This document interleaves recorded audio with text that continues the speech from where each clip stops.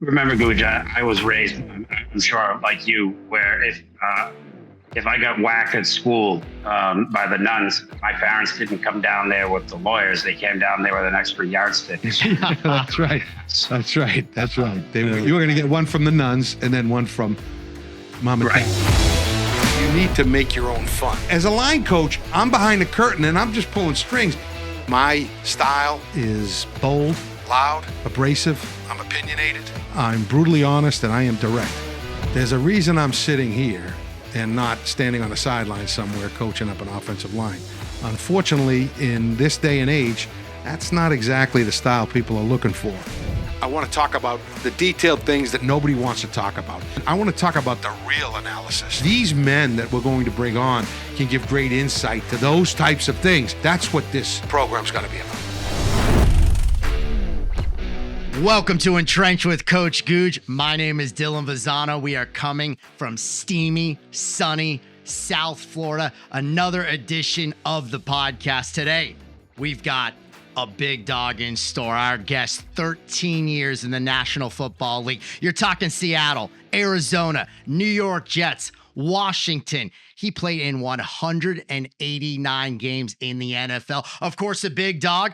And when we're speaking with big dogs, the man himself, Coach Guj, how are we doing today? Doing great, Dylan. Good to be back. Ready to dive right back in with a special guy. I know I use that term a lot, but this is a guy that I coached way back when as a graduate assistant. When I first started my career, he was first starting his college career at Boston College. Well, Pete Kendall, of course, a fellow Bostonian. This is your kind of guy, right? Oh, my kind of guy. Let me tell you, a true New Englander.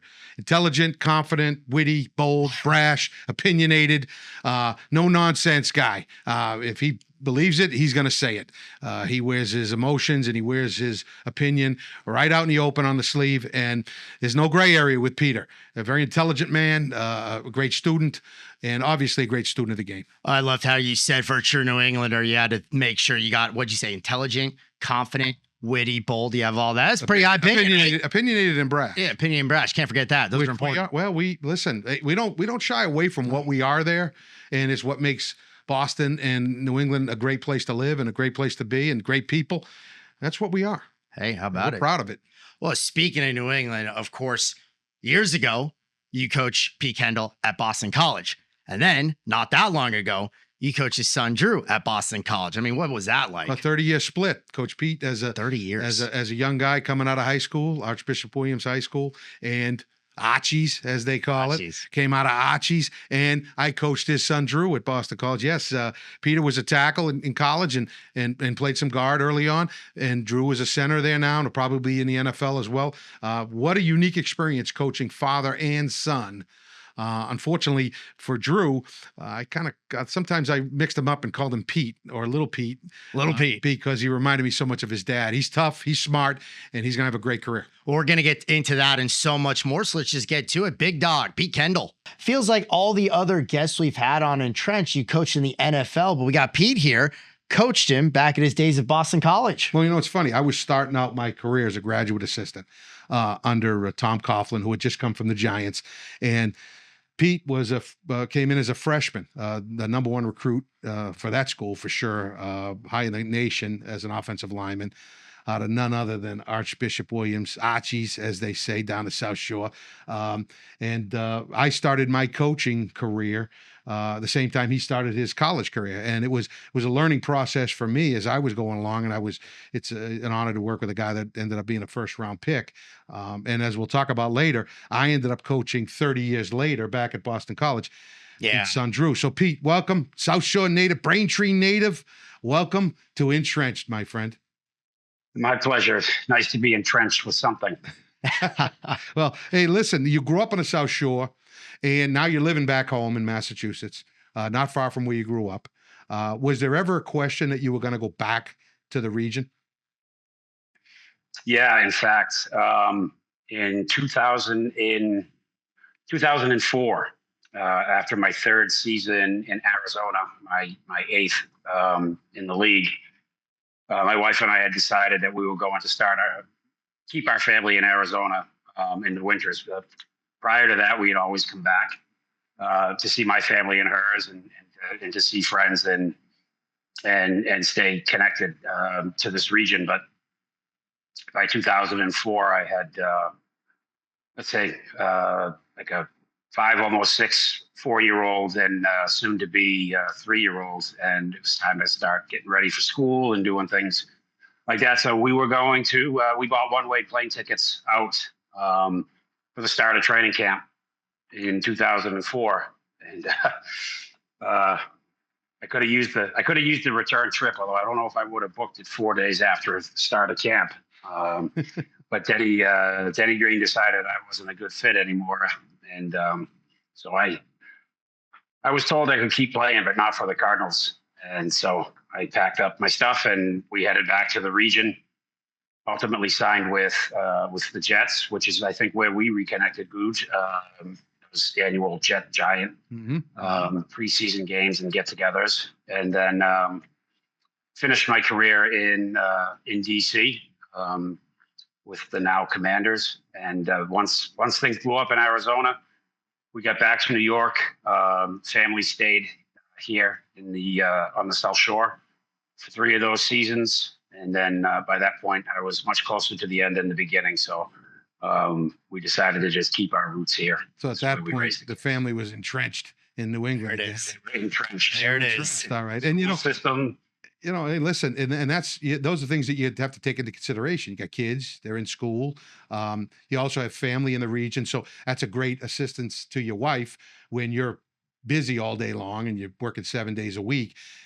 She has family around to help her, and the kids get to play with grandma and grandpa and all their cousins and all that shit. That's people don't understand how priceless that is. Especially to the young kids. And when I'd moved 5 times in 5 years at one point as a coach, and finally my wife said, you know what, I don't want to move anymore. And she stayed out in Indianapolis for 4 years while I bounced around the league. And then eventually I said, it's time for you guys to move to Florida to be near her family.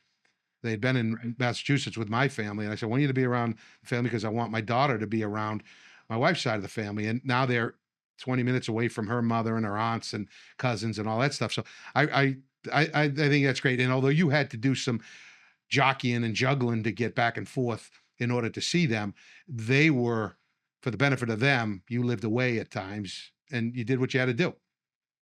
Yeah. And, we were all compensated pretty well to make those types of family sacrifices that other people routinely make. I think, primarily of the men and women who serve in our armed forces who, they're gone. They could be gone 6, 9, 12 months at a time, halfway around the world with no opportunity to get back. So it wasn't ideal that I only saw my kids 1 or 2 nights a week during the season, but no need to play the violin for me. Yeah, well, like you said, in the professional ranks, player or coach, you're getting compensated to do what you do, whereas the military, not so much. Not in the same manner. And you got to commend them for that. One of the things, you talked about being able to go back home. I know that you were big on taking a break, whether it was Boston College or in the pros. The off season was truly an off season for you. Explain that to me. Yeah, so it started. I mean, I think it probably started, Googe, when I was 7, 8, 9 years old. I grew up playing in 3 sports. After Thanksgiving, the football pads went away and brought out the basketballs, and then after, I don't know, March 1st or something, it was baseball season, and played that all season. And so I got used to that cadence of sort of being into something and then out of it for a while, and then out of it just long enough to really start look forward to getting back into it. And I think that continued for me at Boston College, much to Coach Coughlin's chagrin, I think. But he wanted guys there for the summer workouts, and I didn't want to be there for the summer workouts, and the school wouldn't let me get ahead in my studies if I stayed. So I would have been sitting around a dorm room waiting to work out and nothing else to do. So I'm sure there aren't a lot of people who have successfully pushed back against Tom, but I did. And again, that just cycled right through for the rest of my career. As we just spoke about after the last game of the season, have our exit interviews, have our physicals, I had to do something surgically in the area, whatever, do it. But usually within 4 or 5 days of our season ending, I was on a plane back to the Boston area, and you never truly get away from the job of football, which changes depending on the time of the year. But from January until April, you're just working out and trying to get yourself in as good a shape as you can, and hopefully better shape than you were the year before. So I didn't see much value in staying in the city that I was playing in, with family and help at home. Sure. And you mentioned Tom Coughlin, who obviously I worked for him in college and in the NFL. And it's funny, you mentioned how we reconnected while you were at the Jets, but I remember distinctly one of those preseason games, one of the security guys came to me and said, "Hey, Gooch, I'm in the locker room with a locker right next to Tom," which is unique. Most of the time the head coaches have their own locker room, but he at the Giants, it was still old school. It was back in the old days, and his locker was right next to mine. So I'm sitting there getting ready for the game, and the security guy comes in and says, "Hey, Gooch, there's somebody at the door. There's a guy knocking on the door asking for you." And I go, and he looks at me, he goes, "David D." That's what he used to call me, David D. David D. What the fuck? So I go, "I'm sorry, Coach, hold on." We're just getting dressed, but everything to him is an irritant, if you will. So I go out, and there's Pete. Pete's standing in the service drive, and he had knocked on the door to say hello. This was one time, and a lot of times we would meet on the field, but in this particular case, he knocked on the door. We shot the shit for a little while, got to, catch up and all that stuff. And then I go back in, and he's still in the locker room, and I go, "Coach, it was Pete Kendall." "Oh, fuck it, of course it was. Of course it was Kendall." Of course, knocking right on the fucking door. Like, first of all, it's a preseason game, so nobody gave a shit, But to him, it was like, "Oh, of course it was David D." Are you and him all caught up now? Are you good to go? And I'm like, "Coach, we're good, Coach. Thank you." But he's such a ball buster. But it brings me back to the fact that, Tom knew you coming out of high school. And the big story of him recruiting you when he was at the Giants. They just won the Super Bowl. He's on the phone in the locker room, and he's recruiting you to Boston College. Probably the biggest recruit he signed in the couple years he was there. Not probably, for sure. But let's just talk a little bit about coming out of Archie's. And at that time, they were putting out a lot of players. A lot of players coming out of there. You'd already had one go to Notre Dame that I knew of, and I played with one at Boston University, but there were players going all over the place. What was it that made you stay home to Boston College? It was a lot of things, Gooch. My final three were Notre Dame, Stanford, and Boston College. All academic institutions. Yeah. It's impressive. Yep. So, so let's spin the dial back 30, 35 years. So no internet, no cell phone.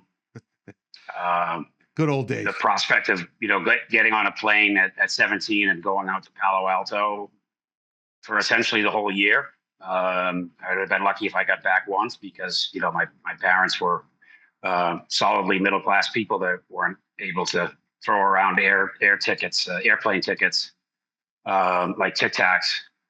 And of course, you remember in those days, it was, if you called after 7 o'clock at night, it was 10 cents a minute for long distance dialing, otherwise 25. So anyhow, the practical reality is Stanford kind of set into me, and I ruled them out, and I went out to Notre Dame, and we had one of the players you referred to who was older than me at Archbishop Williams had gone out to Notre Dame as arguably the top O-line recruit in the country. Was that Teddy Haley? Was it Teddy Haley? No, it was another guy named Jimmy Kinshirf. Oh, Jimmy Kinshirf. Okay. I went back years. I think Ted was a year older, and Jimmy was a year behind. But Jimmy was like the old parade All-American. He was, I believe, the highest ranked offensive lineman, and by the way, apparently with good reason. Jimmy played early out there, either as a true freshman or a redshirt freshman. I forget now, but he was a starter and had a very bright future. He had a shoulder injury that made it hard for him to get back, and the guy who wound up backing him up and then ultimately taking over the job went on to play like a dozen years in the NFL. I said, you know what? If I can't play football, I don't want to be stuck in South Bend, Indiana. And so Tom kind of put me over the top. that phone call from the Super Bowl locker room was nice. But the thing that was more impactful for me about Tom was very honest and direct with us. He said, Boston College is not my last stop. I want to get to the Sunday League. And I really appreciated that, because I was hoping that Boston College wasn't my last stop either. I wanted to get to the Sunday League too. And in my teenage mind, I thought, well, it'd be good to have somebody maybe waiting for me there. And so, along with everything else, a great school, close to home, and comfortable with the weather and comfortable with the people and in the environment, ultimately sold me on BC. Well, there's two things about that. Number one, he was brutally honest with you and told you that wasn't going to be the last stop. So no guarantee he would be there for the entire time you were at school. And back then there wasn't the portal where you're bouncing all over the place like they have today. And the fact that you like that you weren't intimidated by that, and you weren't put off by that, which a lot of kids nowadays would definitely turn tail and say, no way, no way. Now, also, and I think is kind of, obviously at the time, I think Joe Moore was the line coach at Notre Dame at the time. Okay. He was, yeah. Legendary, great coach, produced a shit ton of players at University of Pittsburgh and also there at Notre Dame. Great coach.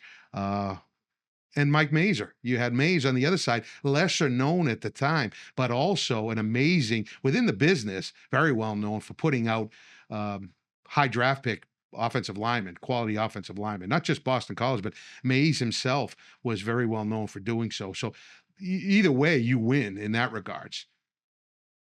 Yeah, for sure. I wasn't as aware of Coach Moore's reputation and career until we got into the process. And I said, wow, I mean, this guy could be really helpful for me in my career. I had been a little bit more aware of BC's success of getting offensive linemen to the NFL. But, one of the other reasons that Notre Dame wasn't all that attractive, Googe, was that I went out on their banquet weekend, which was, for the quote unquote top recruits or higher priority recruits for that year. I got sick after my high school senior season. I was 207 pounds. Oof, whoa. And the next lightest offensive line recruit was a 250-pound kid from Joliet, Illinois, who was the 18 and under national junior powerlifting champion. And I said, this might be a little bit too big of a hill for me to decide to climb. Well, that being said, you were a big fish in a small pond at Boston College, if you will. And you were much more heralded than some of the guys that were in the room. Well, I felt like, I'd have an opportunity to maybe come back and reclaim a position if I got hurt. I'd like, my fellow Archbishop Williams alumnus, Jimmy Kinshirf. And so that definitely, I don't say that disparagingly at all, but in the late 80s, Notre Dame was arguably the premier program in the country, and Sure. typically got whoever it is that they wanted, and they recruited nationally. Mm-hmm. And BC had a bit of a lower profile and didn't have quite the same pull nationally, and so I made the calculation that going to BC was going to give me the opportunity to play against great teams, including Notre Dame, get a lot of the same exposure, but maybe have a little bit more of a safety net if things didn't go perfectly. Yeah. And Pete, I just have to ask you one of the things that you said earlier, because it just struck me so much. So you're a college kid at that point, and with Tom Coughlin there, and you were able to have the confidence to ask for the summers off when he wanted you at summer workouts. I mean, what can you tell us what that was like? What how you had the confidence to do that? Ignorance. I don't know. I was, I think we talked a little bit maybe off the air, maybe a little bit of that masshole mentality, which is a double-edged sword. The biggest thing was I had told Tom that I would consider it if I could take classes, and he wasn't allowed to get me in the classes. Googe, you know this, but maybe just for your listeners quickly, Back in those days, the only guys that they could make stay on campus were either the guys who had surgery or the guys who had fallen behind a little bit academically and needed to get caught back up to speed. I was lucky enough in picking my classes that hadn't happened to me. And so by the time spring semester ended, I was where I needed to be academically. And so I wanted to go home, and Tom couldn't keep me there. And I somehow found the gumption to tell him that. And the rest is history, I suppose. Well, that plays into your personality, though. And I don't think there's anything wrong with being direct or having that masshole-ish approach to things. Listen, you knew what was best for you, and even though most other kids wouldn't do it, you know what, it makes sense. You know, when you really think about it rationally. Nowadays they pay for their housing, they give them an opportunity to get ahead in the studies. They do everything different now that should have been done then. But you know, we know the rules have changed. You know, things have adjusted, and you know, I got to give you credit because Tom's not exactly the easiest guy to talk to. And Dylan said, "How did you ask?" You probably didn't ask. You probably just said, the masshole way was that you went for it. Yeah, I mean, you know, it's been a lot of years, but my recollection is it went down something like this. You know, are you going to stick around? I said, are you going to let me can you get me into classes? No. Okay. Well, there's your answer. No equals no. You know, which is fine.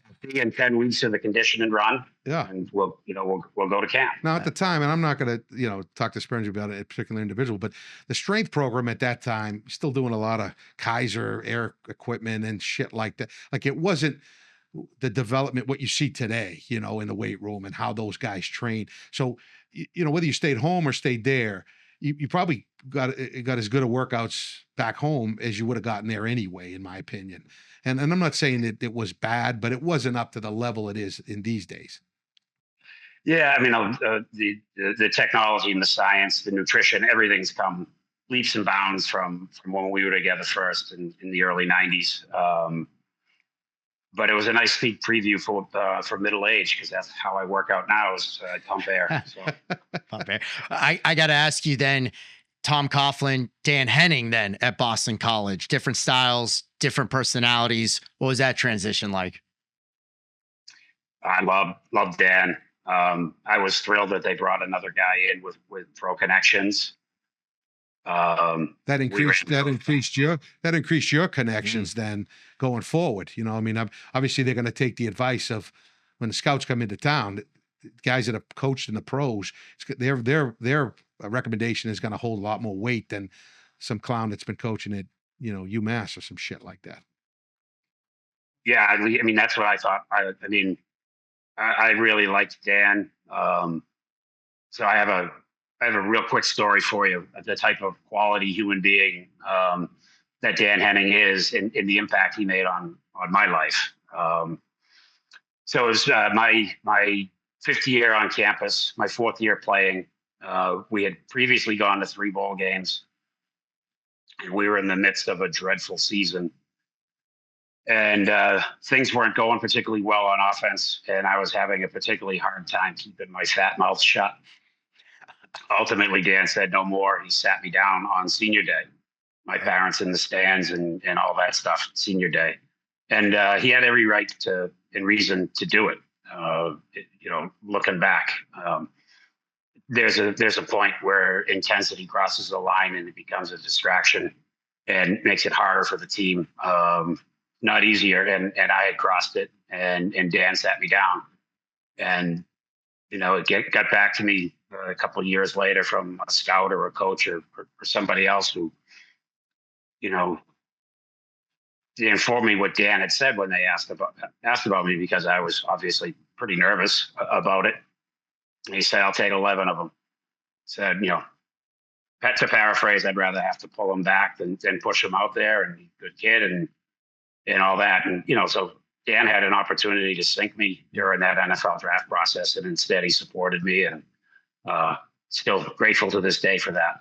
Well, you know, it's funny, Dylan. I obviously worked for Tom because I was with him when he but I also got to work with Dan Henning at the Dolphins. He was my offensive coordinator for 2 seasons, my first 2 seasons at the Dolphins. And what you find out, they are very different personalities, but very good football men. I mean, Dan had been the head coach of the Falcons and the Chargers, had been in the league forever. And he was the kind of guy that, honestly, we'd be sitting in a staff meeting and the phone would ring, his cell phone, and he'd pick it up and he'd say, "Hey, Al, I told you that guy was no good. And I'm going to throw it to him every time." He's got Al Davis on the phone. He's talking to Joe Gibbs. He's talking to the who's who. Yeah, right. That's who's who right there. Of NFL football, because he was that kind of guy. But he was such a good gentleman. Him and Parcells would go have dinner at 5 o'clock, like two old men. They'd go over to the certain pizza joint and they'd have special dishes made and sit in the corner. But he's been very good to me as well. But a perfect gentleman, like you say, very respectable. His brother was on the news there in New England. And, he's just a classy individual, and not to take anything away from Coach Coughlin, because he's done amazing things for me, and a uniquely classy individual himself in his own way that he does things. And trust me when I tell you, he takes pride in your success as much as anybody. Well, Tom's an incredible human being. Yeah. You know, the fact that he continues to run the J Fund, which is named after a former teammate of mine at Boston College named Jane McGillis, who passed from leukemia, I think, at 21 years old. That, I believe, was 1992. Mm-hmm. You know, and Tom started that J Fund, took him with him down to Jacksonville, continued to support it and grow the program through his time with the Giants. And I happened to play golf with Jay's older brother from time to time up here, and you know, to hear the stories of what they've been able to do, and the type of guy he is, and of course, I'm sure you saw Gooch when Tom's wife Judy was passing. She had some issues with some dementia and caretaking, and instead of just kind of quietly suffering with it, Tom came out to be an advocate for other people in his position. And so very, very lucky, very blessed to have played for two very fine human beings who were good for my career and my life. Yeah, well, that's and the great thing is you held up your end of the bargain as a player for both of them as well. So it wasn't just a one-way street. You were doing for them and they were doing for you, and that's really how the coach-player relationship should be. Really, if you think about it, in an ideal world, that's how it should be. Yeah, I mean, look, if I wasn't a draft eligible prospect, you know, nobody would have asked Dan, you know, can we work with this guy? But that being said, you know, he's still that you know, reveals to me the character of the guy. There was nothing in it for Dan, or at least as far as I can see. That was my 5th year. I couldn't come back if I wanted to. If he wanted me to, it was time to move on. And you know, he was there to support me at a pretty delicate point in the process. And like I say, I'm still very grateful. And you bring up that process. At what point for you did you know, wow, I mean, I've got the chance to be an NFL first-round draft pick? That was in the high school recruiting process. And that wasn't a decision that I came to myself, still being in high school, but in talking with the offensive line coaches that were recruiting me. That's, you know, maybe I was naive and they said that to everyone. Maybe I was just easy, but that was the first time it was sort of a thought in my head. Well, once you got to BC and you saw some of that you could play alongside these guys, and these guys are going off to play in the National Football League, you must have had come to the realization, like, shit, these guys are going to play in the NFL. I can go to play in the NFL. So it's just a matter of time. What's unique about your time in college is you actually had to stay, or you played through your collegiate career, where now these guys bounce all over the place. They're all a bunch of different schools, a lot of them, and some of them leave really early and never obtain that degree, which I know is obviously an important aspect of your decision to go to Boston College, because, you know, all 3 schools were academic schools that were in your final 3. Yeah, it was maybe a more important part of the process then than it is now. But I do think, and certainly I counseled my son Drew, who's at BC now. I shared my perspective that, you know, you should go somewhere and consider it not just a 4-year decision, but a 40-year decision. And, we tried to push him to schools, a list of schools that looked like mine. And so, in fact, Stanford was probably the runner-up for him, but Michigan, Virginia, and BC, like all, very serious. UNC were all very serious considerations for him in his process. Well, I remember you telling me the story about your visit to Notre Dame and how the line coach was kind of clueless as to the fact that you were the actual guy that is seen on camera throwing your helmet in the air and celebrating after knocking off #1 Notre Dame, and I think it was '93. So it just blows my mind how clueless a guy that's supposed to be in the recruiting process can be about a prospect and his family. Part of the whole, when you know a prospect, about if his father was a first-round draft pick and where he played and when he played and how it affected a place where you coach at. You think that would be common knowledge, and he would acknowledge that. Yeah, it was a little bit surprising, I think, to both me and Drew. But I think it also made it, pretty easy to figure out where he stood with them, at least at the time in the recruiting process. It was a little disappointing. We had made the effort to make unofficial visits. We did it twice. Drew and I, we did a Mid-Atlantic and we did a Midwest. And so we had, we flew into Chicago, went up to Northwestern in the morning, and then over to Notre Dame for that afternoon. And for one reason or another, it came across to the both of us that at least at that point that he was not the highest priority. Well, I can imagine that Boston College showed the right respect and the communication, because I know he was a huge priority at Boston College. I came in after his first year there. And to me,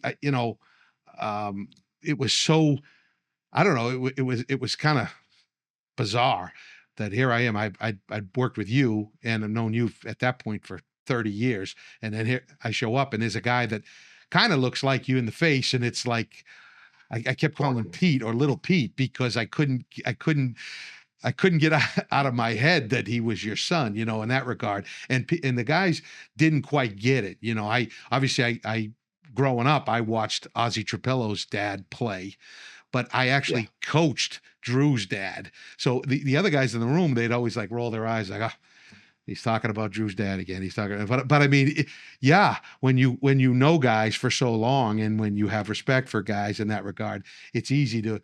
Now, what I had to struggle to do was not compare Drew to you, because you're different people, you're different players, you're different, you come at a different time, you're playing different positions, all that stuff that to me, of course you did play center as well. We'll get into that in a minute, but it's you never want to put that kind of pressure on a guy. And when I had him, he was younger. He's done a tremendous job. He looks fabulous. And he's going to make a great pro. But I tell you what, it's really hard when you coach the dad to all of a sudden not put the pressure on the son to be like the dad. And I communicated openly with him on that. No, I know he enjoyed his time with you. The year that you guys were together, hopefully there were a lot of similarities in our careers, but certainly at that stage of the career, neither one of us were physically as mature as we would eventually get to be later in the process. So, I showed up at 230 pounds, knowing that I was going to get a red shirt my true freshman year, and then wound up playing the next year at somewhere between 260 and 265. Right, I wasn't overpowering anybody. I just the physics didn't work, and Drew was sort of the same way. I think Drew showed up as a true freshman, maybe closer to 250. But by the time it was his turn to play, he was still in that mid 260s range, and you go down and play Clemson or NC State or any of these other ACC schools, Louisville, they're going to have big defensive linemen that are going to be physically superior to you at that point. So, you take a few lumps along the way. but you figure a few things out, and when the scales, literally and figuratively, are a little more even, I think it gave an advantage to me, and hopefully it's the same result for him. Mm-hmm. Pete, when Googe was going to take the job or thinking about taking the job at Boston College, he gave you a phone call, if I have that correct. Do you remember that phone call and what that was like? Well, it was New Year's Eve, so it's going to be a little hazy around the edges. We were around the corner, close to home, and I think Googe had sent me a text and asked if I could talk, and so I went into the powder room, and nobody really was surprised that I was there 10 minutes. That's not uncommon for me, but we had a chance to talk, and he was saying that he was in contact with Jeff, and there might have been some mutual interest in the job, and what did I think about the program? What did I think about him coming up to be part of the program? And of course, I was happy to recommend the school, and happy to give my blessing to bringing Googe up as well. Not that he needed my blessing, but such that it is. Well, it's funny because having a prior relationship with Pete, in working with his son, I was able to do things differently with Drew and in the communication. When there was things that came up, I wouldn't keep Pete. I would keep you informed. I would keep an open line of communication. And you knew you could call me. It wouldn't matter who the line coach was. You could call them, but you knew for certain you could call me and say, hey, what's going on, if you needed to do that. Well, one of the great parts about one of the great things that happened during the year, and I was tough on Drew at times. Because I didn't want him to fall into the mode of some of these other kids out there that think it's going to be easy. It's not going to be easy. And he was a professional about it. And we had our moments where we butted heads. Number one, I'm me, so I'm going to butt heads. But he's also a Kendall, so he's going to butt it. Like I got it, and it kind of a Dan Henning situation. I'd take 11 of them. I'd take 5 of them right now, 5 Drews right now. But one of the things that was interesting, we were doing something during the week, during practice. And we were down in Connecticut, actually, and we went out in the field, and there was he was supposed to make a call, and he said, I didn't want to do that. I saw this, and I got pissed, and I yelled at him. And after the game, I asked one of the players, I said, have you seen Drew? Because I jumped his ass pretty good. And he said, he's getting his ass cut by his old man right now for not doing what he was told to do. And I said, well, and I just kind of, beside the fact that we should have never lost to Connecticut, never in a million years, to me, it was kind of like, that's the relationship I have with Pete. Obviously, he knows I'm not going to say something to Drew that's not appropriate. I wouldn't put Drew in a position that would, put him in a bad spot. So that you had that relationship, and you just basically, hey, just do what he tells you to do. Get back on the bus. And to me, that's the relationship. Remember, Googe, I was raised, I'm sure like you, where if I got whacked at school by the nuns, my parents didn't come down there with the lawyers. They came down there with an extra yardstick. That's right.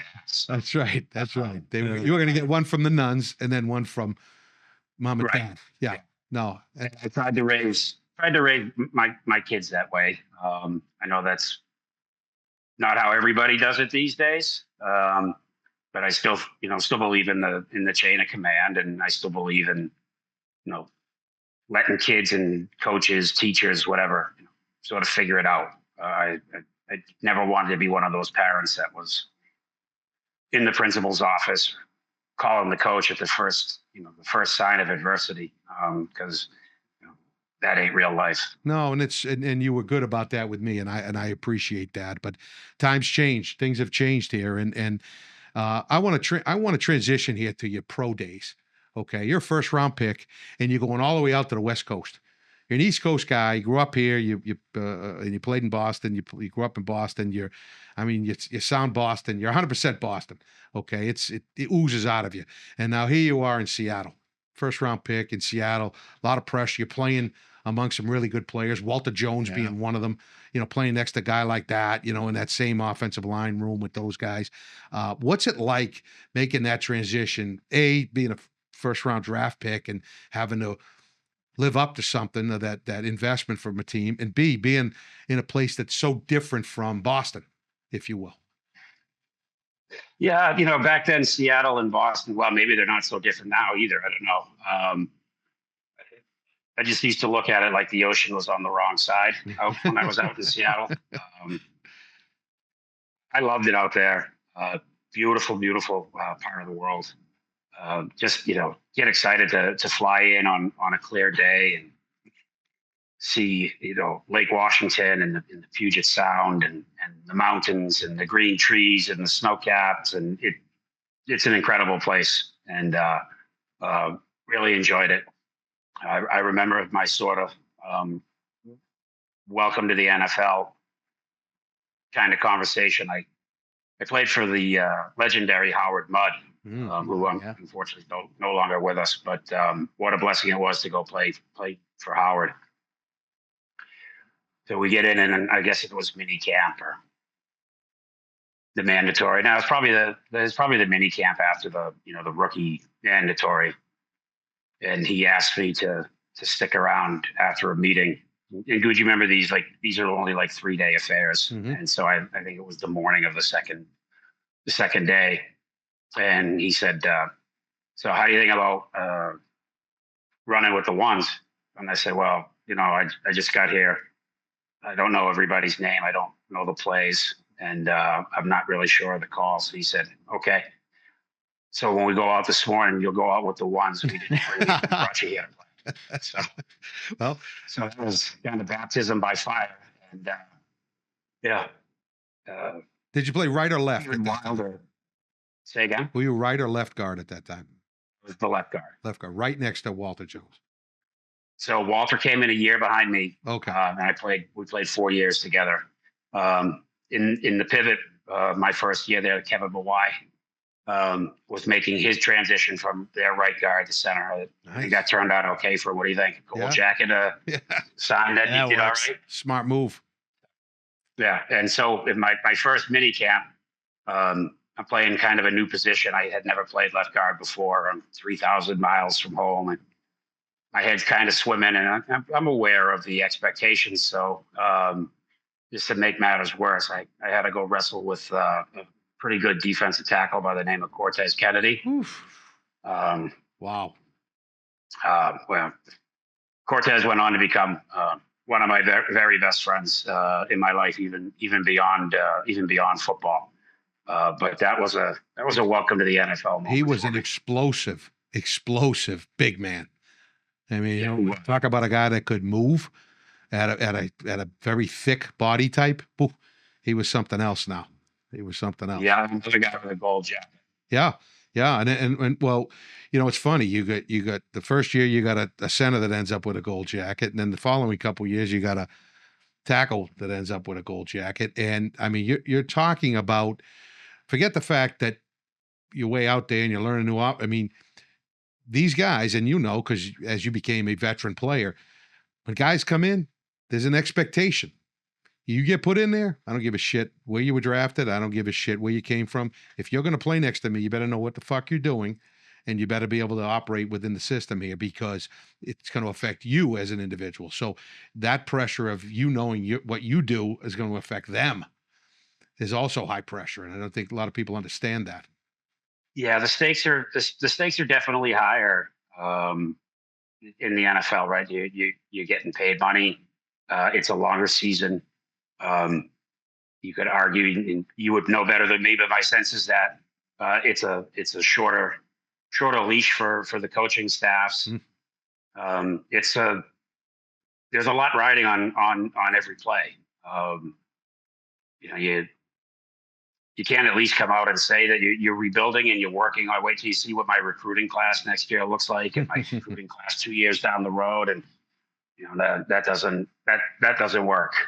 So whether you're a first round pick or a guy they signed off the street, you're expected to go in and play. And if you don't play, then there's repercussions probably for everyone, starting with the general manager and making its way all the way down to you, the player. Now, you went on to Arizona. Who'd you play for there? Which line coach? I played for George Warhop. Hop, who was a BC guy at one point. Okay. So Hop came in with Dan Henning. Yep. So he coached in college. He did. He coached me in college.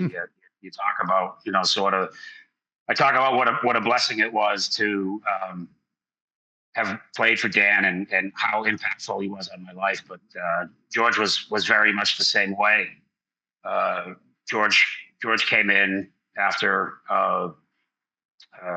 Tom's 3 years there. I had 2 years of eligibility left, and I was starting to build a little bit of a profile. And maybe it's part of being a 20-year-old kid with some success, but I was pretty firmly set in my ways. I felt like I'd been coached well and had played well, and really wanted to just get out there on the field and do the things that I knew worked. And George said, "Hey, will you do me a favor? Will you give me a shot?" He said, "Will you listen to what I'm teaching you and try and do it?" And for some stupid reason, I said, "Okay." And turns out that the style, not only the style that George taught me, I felt sort of suited me best. He had learned a lot of it from Howard Mudd, who I went on to play for 2 years later. Interesting. Right? So there's all these connections that play through my college career and into my NFL career. So yeah, I was thrilled to go play for Hop for 2 years, and then he left and went over to, I believe he went back to St. Louis, but I forget. Anyways, I played a year for a super guy, Pete Hayner, before I moved on out of Arizona. Dave McGinnis was my head coach for all 3 years. Really good guy in a tough spot.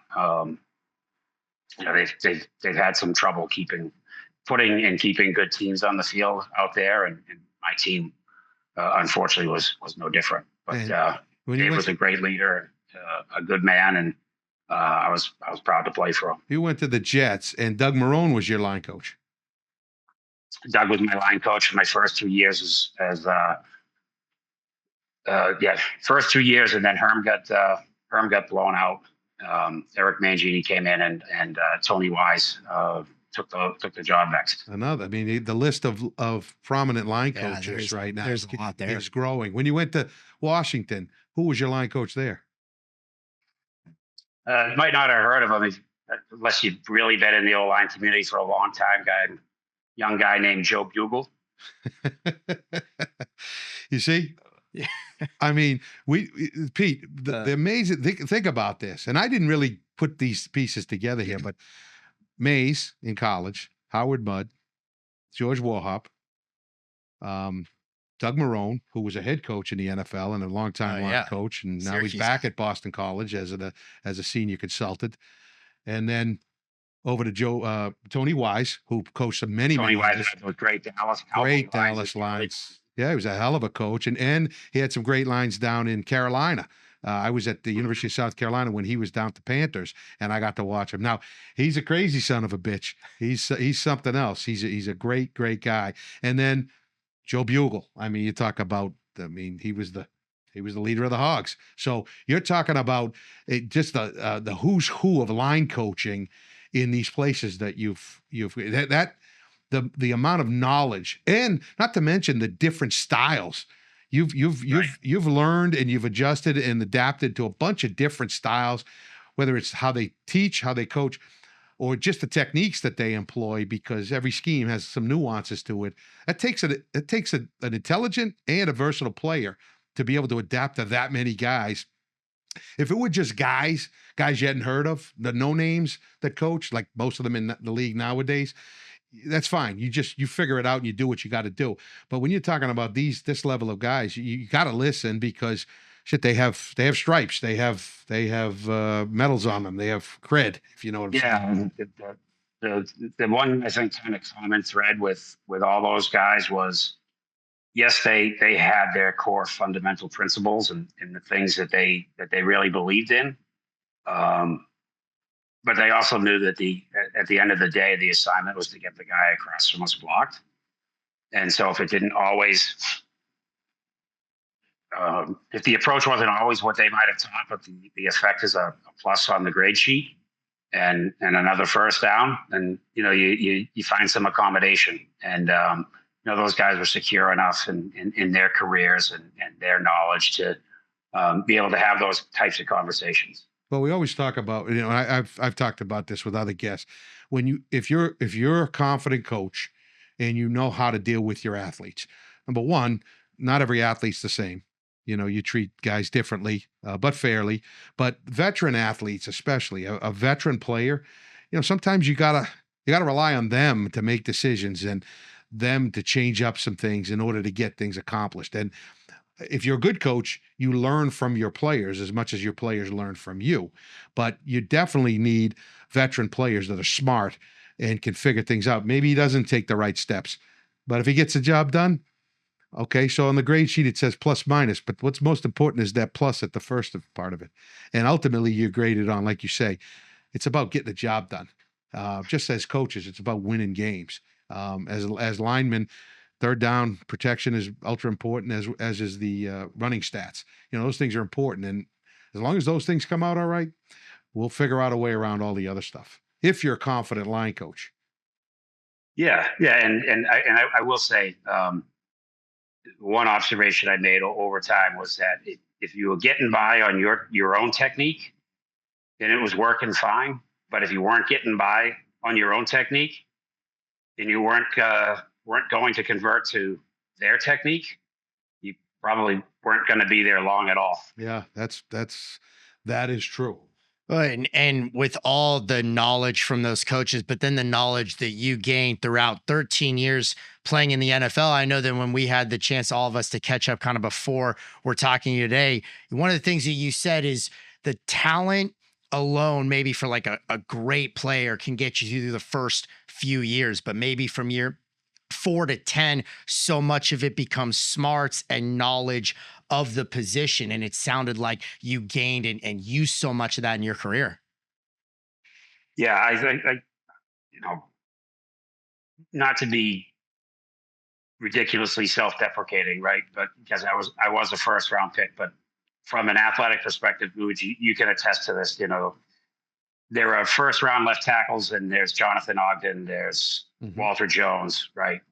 I was never that. Most guys are never that. That's why the Hall of Fame hasn't had to put on an additional wing in many years. Learning the game as fast as you can as a young player is going to help get you to that third, fourth year, and maybe get you to that second contract. The guys who come in and think that they're going to show up in the NFL and rely on just ability and not do the work studying, not do the work in the weight room, those guys wash out. Those guys wash out pretty quick. And usually for people who are in the know or in the business, it's not hard to figure out why, a second round pick with, great measurables is gone or on a second team by the third year, because somebody's figured out that then, inside of 2 years, we're never going to be able to get out of him what we want to get out of him. Take it from there to getting to the second contract. At that point, it's typically guys who have figured it out. And now it's taking care of your body and doing the best that you can to avoid the catastrophic injury, which of course is almost always unavoidable. But you can go, at least in our position in our room, if an offensive lineman can get to his fourth or fifth year, it's typically because he's figured it out. It's not just because he's a big body that can move around a little bit. And then you rely on the fact that, losing a bit of a step at 310 pounds is not nearly the same as being, out on the island as a cornerback, and you lose a step and now people will buy you. Yeah. Well, you mentioned the Ogdens or the Walter Jones, like the Tyron Smiths and the who would we say nowadays? Trent Williams. These are what I call unicorns. Okay, they're those unique finds. They do things that just that amaze. That at their size, they do things that are just not normal. They're superhuman in some regards. But when you play in the league for 13 seasons, That is something that people don't do. We talked the other day about the whole 10-year play in 10 years, the respect that you get in a locker room, or you used to get. Nowadays, these players, I don't know what they know and what they don't know, or how they study the game. But if you can make it 10 years in the league, especially playing up front, boy, you get a lot of respect from your teammates because you've done it. You've survived that pounding, that physical and mental beating. That is, it's really, when you think about it, it's one of the most unnatural things a human being could do, is play offensive line, and to do it for 10+ years, as you did for 13. That's just unbelievable. How do you do it in terms of keeping your body straight? Again, Gooch, a lot of it just is dumb luck. I never had that catastrophic knee injury. I never had knee surgery. Didn't have knee surgery until I was in my 40s. I'd been retired for 5 or 8 years, something like that.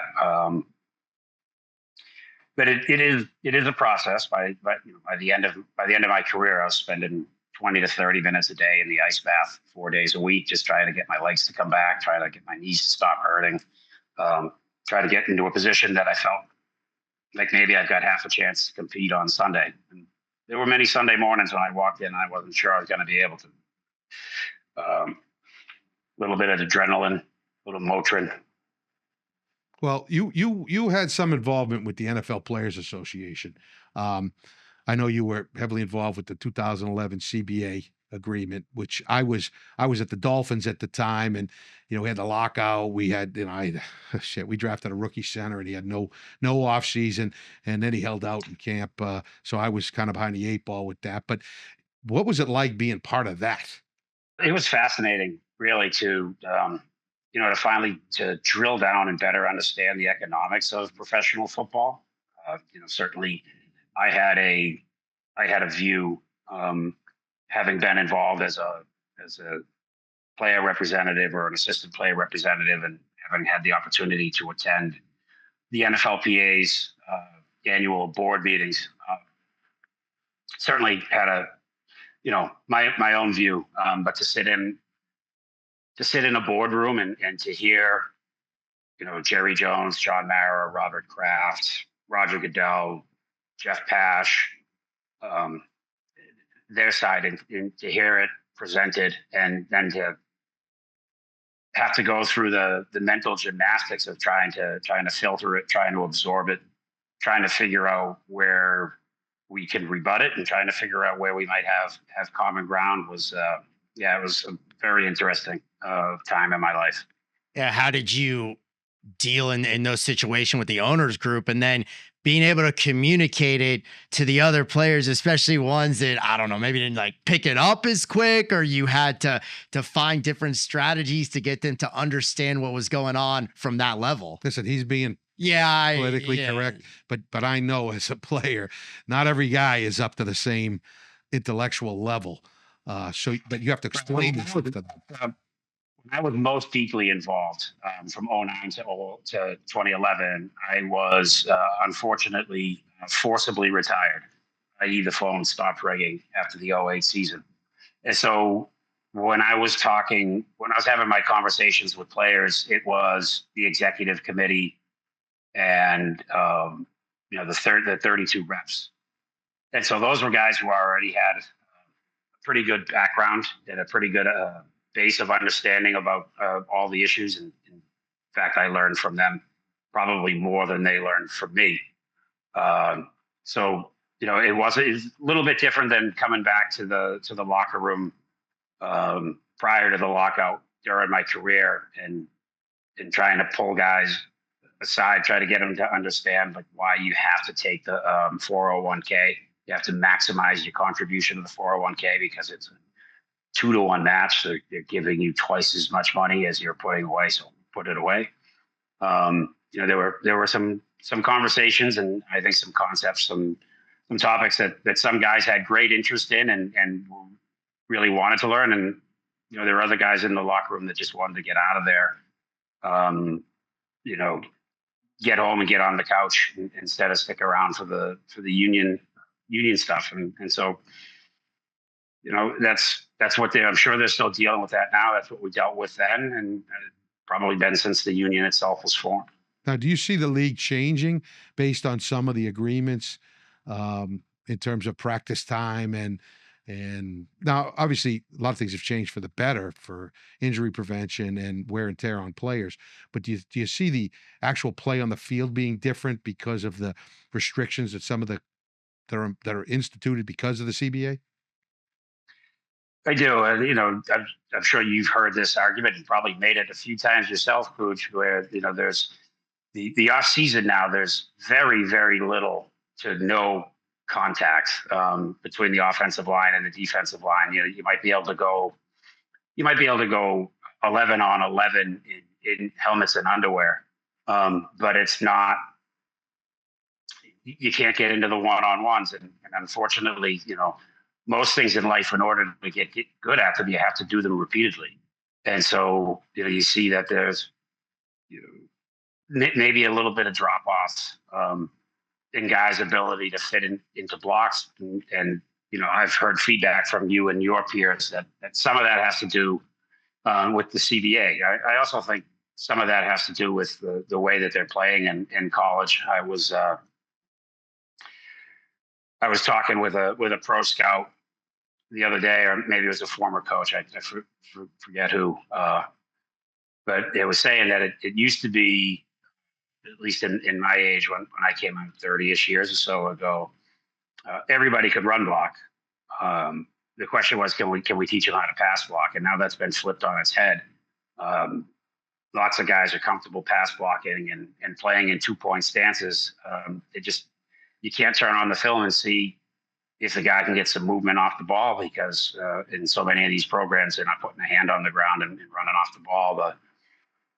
The spread, the RPO, the quick passing game. We didn't have any of that when we played. We were largely trying to go downhill. And so, again, college players are prepared to pass block for the most part. At least that's the feedback I've seen. It's, what happens in the run game. Now, do you see that? And again, that comes down to the going back to your point about the CBA. They're allowed 17 padded practices in their training camp, which I think is 5 weeks, 5.5 weeks. I hear that and think back to when Mike Holmgren took over the Seahawks in 1999. We had 14 straight days of padded practice. 12 of them were double sessions. 2 of them were so you could go to church on Sunday morning. So, yeah, times have changed. Different league for sure. Different approach. Well, I'm sorry. Go ahead. Yeah, just to finish the thought. Now I think they've got maybe 17 padded practices, maybe less from when they get out of training camp to the end of the season. So when you factor in the bye week, you can't even have 9-on-7 once a week. So how do you make the run game? How do you make the run game really hum if you're not able to get in there and work on your craft? Yeah, and then you have that the product on the field is not as good. That the broadcasters are picking on the fact that we can't get things done up front, but there are inherent problems with the system that make it harder, especially if those guys are right on the line. Will they make the team next year? Won't they? All that time that you could spend with them in the off season and try to get them trained, can't even work with them anymore. Even out of pads, you can't work with them. There's so many restrictions. But my question is that your son is involved in the college game in the NIL and transfer portal time. All right, which is obviously different than when you were there. Do you see it becoming a lot more like the NFL with unionization and having to have some restrictions and things for players? I do. Yeah.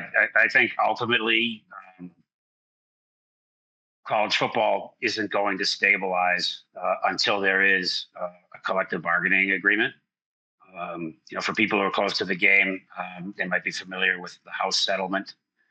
And, the House settlement is supposed to allow for essentially revenue sharing between the universities and the players. And what that all looks like is still to be ironed out. And there's some Title IX questions and stuff like that. But ultimately, it's an arbitrary number negotiated by people who aren't going to be receiving the compensation. And so in my layman's legal view, that's still an antitrust violation. So we'll see where all that goes. But it's also, I think, impacted the fan experience, and not that the fan experience is my number one priority for my son's career at Boston College, but I do respect and understand the arguments of, you don't know who your team is from year to year because somebody who you thought was going to come back and potentially have a breakout season got a much better deal, someplace else. Yeah. And hit the road after the season. I guess the extreme example is, I think, happened out at UNLV earlier this year, where a quarterback had reached an arrangement with the collective on a certain amount of money, and the collective wasn't paying him, and the kid hit the road. Mm-hmm. And that's not good for the kid. It's not good for the program. It's not good for the game. I certainly understand why he made a decision. Business is business, and I would have advised him to do the exact same thing that he did. But that doesn't mean that it's a good experience. Well, it's funny because I got a call from an SEC coach while I was in that UFL league out in Dallas, and he called me about Drew. And I said, listen, I don't know what you're poking at. I don't know what the deal is. It's a guy I worked with in the NFL, and he's working in an SEC school. And I said, but you do yourself a favor. You call Pete before you start talking to Drew. I said, I'm just telling you, if you got something to say to Drew, you better call Peter before you start fucking around with the kid, because that's not going to fly if you start going sideways trying to pull his son out of Boston College. You know what I'm saying? So that's good advice. So, Pete, I got to ask you, obviously you have all this knowledge of playing in the NFL. You have all this knowledge of kind of how it works. And then just in general as offensive line, any interest in coaching these days, maybe getting into that?